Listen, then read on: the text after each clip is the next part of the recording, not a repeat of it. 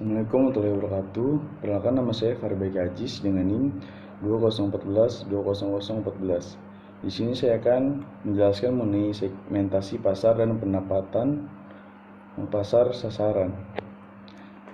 Segmen pasar adalah mengidentifikasi dan membentuk kelompok nasabah yang berbeda yang mungkin meminta produk atau bauran pemasaran tersendiri. Selain dengan mengacu pada segmen demografis atau gaya hidup, segmentasi pasar dapat dibentuk dengan segmen preferensi yang terdiri dari 3, yaitu preferensi homogen, menunjukkan suatu pasar yang di dalamnya semua nasabah secara kasar memiliki kesukaan yang sama. Yang kedua, preferensi yang tersebar, menunjukkan suatu pasar yang di dalamnya sangat beragam dalam preferensi atau kesukaannya. Yang ketiga, preferensi yang terkelompok, menunjukkan suatu pasar yang di dalamnya nasabah atau pasar terkelompok atau tersegmenkan dalam beberapa segmen secara ilmiah. Dasar-dasar segmentasi consumer market. Yang pertama ada segmentasi geografis, yang merupakan pembagian pasar menjadi unit-unit geografis yang berbeda, seperti bangsa, wilayah, kecamatan, dan lingkungan pemukiman. Yang kedua, segmentasi demografis, yang merupakan pembagian pasar menjadi kelompok yang menyangkut dengan kependudukan, contoh umur, agama, ras, kebangsaan, dan pendidikan.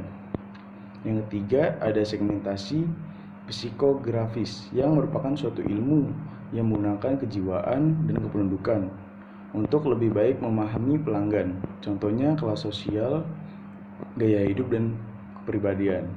Yang keempat ada segmentasi perilaku. Dalam segmentasi perilaku ini, nasabah dikelompokkan berdasarkan pengetahuan, sikap, pemakaian, atau tanggapan mereka terhadap suatu produk. Contohnya kejadian, manfaat, status pemakai, status kesetiaan, dan tahap kesiapan pembeli. Dasar segmentasi business market. Yang pertama ada variabel demografi, yaitu industri, ukuran bank, syariah, dan lokasi. Yang kedua variabel operasi, yaitu terdiri dari teknologi, status pemakai, dan kemampuan pelanggan.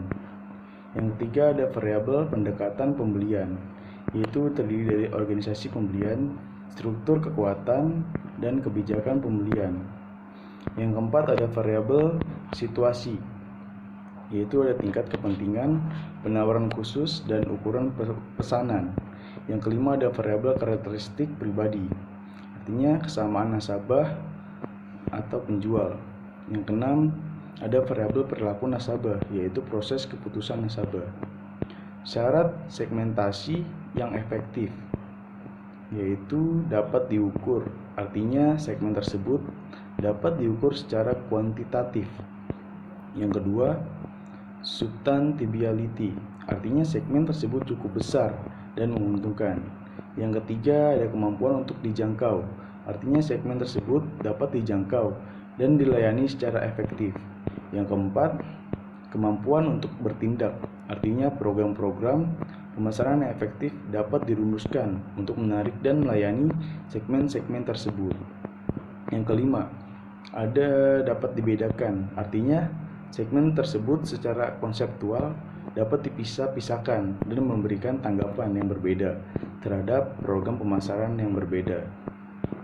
Selanjutnya yaitu ada penetapan pasar sasaran. Targeting atau penetapan pasar. Targeting atau penetapan pasar sasaran adalah langkah untuk menetapkan pasar sasaran. Sementara target market sendiri adalah segmen pasar yang dibidik bank syariah. Adapun untuk melakukan penetapan pasar sasaran yaitu yang pertama, bank harus mengevaluasi market segmen. Bank syariah harus mengevaluasi pasar yang berbeda. Dalam mengevaluasi hal tersebut, harus memperhatikan dua faktor, yaitu yang pertama ada daya tarik segmen secara keseluruhan dalam aspek. Yang kedua, apakah berinvestasi dalam segmen tersebut masuk akal dengan memperhatikan tujuan dan sumber daya bank syariah. Yang kedua, memilih market segmen. Jadi bank harus memutuskan segmen mana yang akan dibidik dan berapa banyak segmen yang akan dibidik, serta segmen pasar mana yang akan dijadikan target market. pertimbangan tambahan dalam penilaian dan pemilihan segmen, yaitu ada hubungan antar segmen dan super segmen. Jadi bank syariah harus memperhatikan hubungan antar segmen pasar pada sisi biaya, kinerja, dan teknologi. Yang kedua, rencana perluasan segmen demi segmen. Jika suatu bank syariah merencanakan untuk masuk ke super segmen, lebih baik ia memasuki suatu segmen terlebih dahulu. Dan ia harus merahasiakan rencana induknya untuk melakukan ekspansi atau perluasan pasar. Mungkin itu saja yang dapat saya sampaikan, kurang lebihnya wassalamualaikum warahmatullahi wabarakatuh.